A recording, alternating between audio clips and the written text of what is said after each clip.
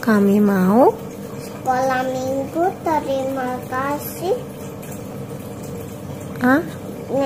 Halo kids, senang sekali nih Kak Eri bisa ketemu lagi dengan kalian. Nah, Kak Eri bawa benda nih. Ada yang tahu ini apa? Iya, ini Kak Eri bawa gelas plastik sama di dalamnya ada beras. Kira-kira untuk apa ya? Ada yang tahu? Yang pasti ini sih bisa untuk buat nasi. Tapi Kak Eri pingin sesuatu yang lain. Kira-kira apa ya? Bagaimana kalau coba Kak Eri buat untuk ini? Kasih Yesus manis dan indah, kasih Yesus manis dan indah, kasih Yesus manis dan indah, oh oh manis indah. Wah, ternyata dengan alat yang sederhana ini kita bisa pakai loh untuk memuji Tuhan. Nah kids, memuji Tuhan itu bisa lewat nyanyian atau alat musik. Dan semuanya itu kita pakai untuk menyembah Dia. Kita, Kak Heri, kids, semuanya dapat memuji dan bernyanyi untuk Tuhan kapan saja. Nah hari ini kita mau juga belajar nih dari orang-orang yang memuji Tuhan. Siapa dia? Dia adalah Paulus dan Silas. Dia menyanyi lagu-lagu dan mereka memuji Tuhan. Kids tahu enggak di mana mereka memuji Tuhan? Ketika mereka berada dalam penjara. Lah, kok bisa Kak? Dalam penjara mereka tetap memuji Tuhan.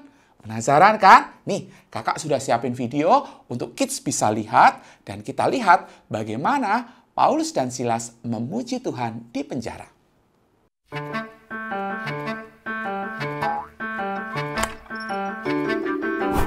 Kabar baik tentang Yesus menyebar. Paulus dan teman-temannya, Silas dan Timotius, melakukan perjalanan bersama dan membagikan Injil kemanapun Allah memimpin mereka. Di kota Filipi, mereka pergi ke sungai untuk berdoa.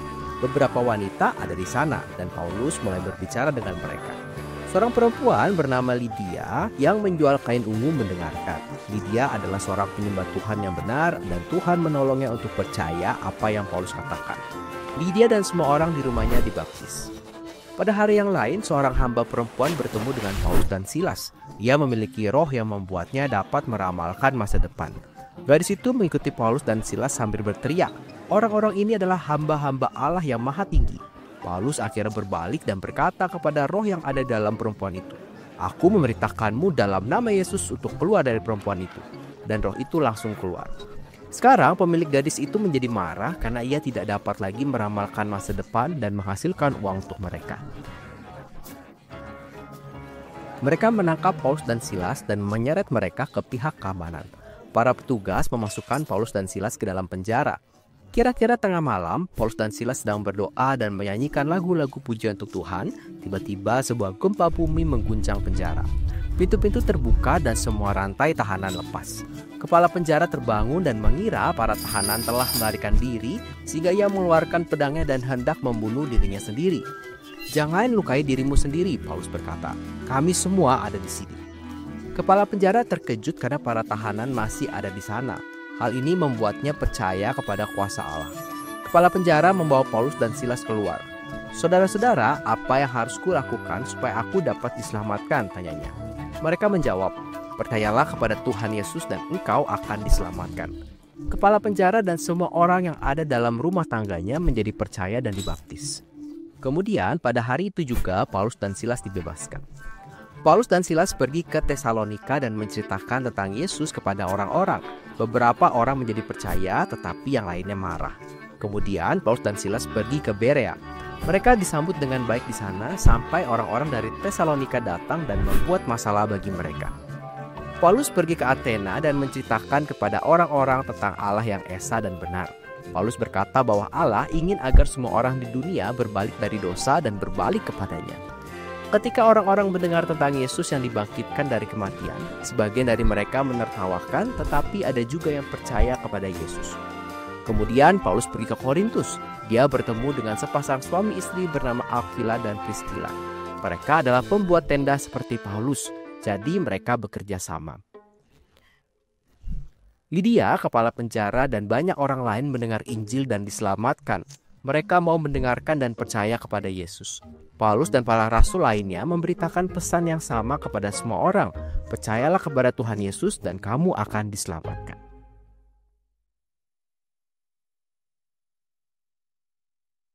Nah, seru kan? Tadi videonya seperti apa? Nah, video tadi itu kids diambil dari bagian Alkitab di dalam Kisah Para Rasul pasal 15-18. Kids nanti bisa baca ya sama papa dan mama. Nah, kids, Paulus dan Silas sedang melakukan perjalanan. Mereka berkunjung dari satu kota ke kota lain untuk apa? Untuk cerita tentang Injil, cerita tentang Yesus yang mengasihi kepada banyak orang. Nah, kisah yang tadi kakak ceritakan itu dikenal sebagai perjalanan misi. Ya, ingat ya, perjalanan misi. Perjalanan misi Paulus yang kedua. Nah, dalam perjalanan ini, Paulus dan Silas pergi ke banyak tempat ke seluruh dunia. Untuk apa? Upaya mereka dapat menceritakan tentang kabar baik. Nah, dalam perjalanan mereka, Roh Kudus selalu menolong mereka. Untuk apa? Untuk mereka berani cerita. Cerita tentang Yesus yang mengasihi banyak orang. Dan itu memberikan mereka keberanian. Memberikan mereka kekuatan. Untuk apa? Untuk melewati situasi yang sulit. Nah, siapa orang-orang yang mendengarkan kabar baik tentang Yesus, lalu kemudian percaya kepadanya lewat pemberitaan Paulus dan Silas? Nah, tadi ada seorang yang namanya Lydia, seorang perempuan. Ada juga kepala penjara. Mereka ini adalah orang yang mendengarkan kabar baik, lalu percaya kepada Yesus. Meskipun Injil tersebar, tidak semua orang mau percaya kepada Yesus. Ada orang-orang yang tidak suka. Mereka kesal, mereka marah, bahkan mereka ingin menghentikan Paulus dan Silas untuk menceritakan tentang kabar baik tentang Yesus. Contohnya, tadi ada yang tidak suka Paulus dan Silas ketika menyembuhkan ada seorang hamba perempuan yang sedang kerasukan roh jahat. Karena itu, Paulus dan Silas dimasukkan ke dalam penjara. Lalu, apakah Paulus dan Silas kemudian berhenti untuk memberitakan Injil? Oh, ternyata tidak. Justru meskipun mereka di penjara, Tuhan menolong mereka, Tuhan menunjukkan kuasa-Nya, dan salah satunya adalah Paulus dan Silas justru punya kesempatan. Untuk apa? Untuk cerita tentang Tuhan Yesus kepada kepala penjara, dan akhirnya dia percaya kepada Yesus.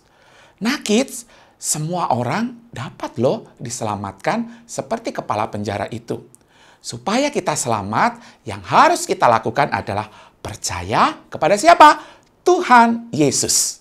Nah, kita, kids, Kak Heri, kita semuanya adalah orang-orang yang sudah percaya kepada Yesus. Dan Tuhan kasih tugas nih kepada kita. Tugasnya apa? Tugas untuk juga bercerita tentang Injil kepada orang-orang lain. Mungkin kids berpikir, aduh kak, mana aku bisa, mana aku mampu. Ingat ya, Roh Kudus akan menolong. Seperti Roh Kudus menolong Paulus, kita pun juga akan ditolong untuk dapat menceritakan tentang siapa Yesus. Sebab apa? Sebab dengan menceritakan kepada orang-orang, kepada teman kita, kepada keluarga kita tentang siapa Yesus, maka setiap yang percaya pasti diselamatkan.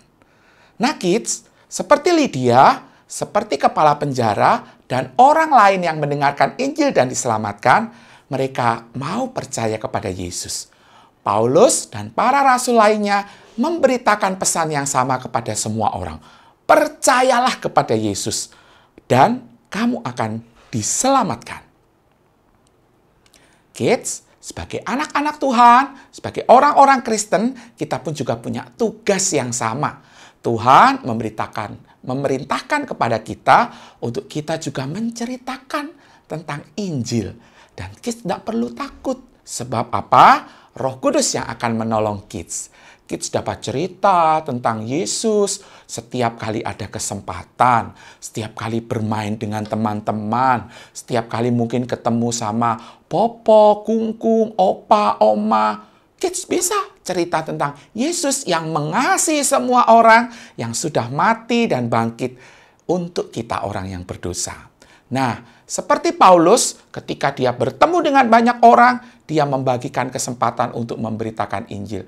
Ketemu Lydia, ketemu hamba yang kerasukan, ketemu kepala penjara, dia selalu cerita tentang Tuhan Yesus. Kids pun dan kita semua dipanggil untuk melakukannya. Dan mari kita melakukannya dengan penuh sukacita, karena inilah kesempatan kita untuk kita melayani dan mengasihi Tuhan. Amin. Kita berdoa ya. Tuhan, terima kasih karena Tuhan mengasihi akan orang-orang yang berdosa dan memberi kesempatan untuk mendengarkan berita Injil supaya mereka percaya. Terima kasih Tuhan, kami mau jadi anak Tuhan yang juga berani untuk menceritakan akan tentang kasih Tuhan Yesus yang besar itu. Tuhan tolong kami, Roh Kudus bantu kami. Di dalam nama Tuhan Yesus kami berdoa, amin.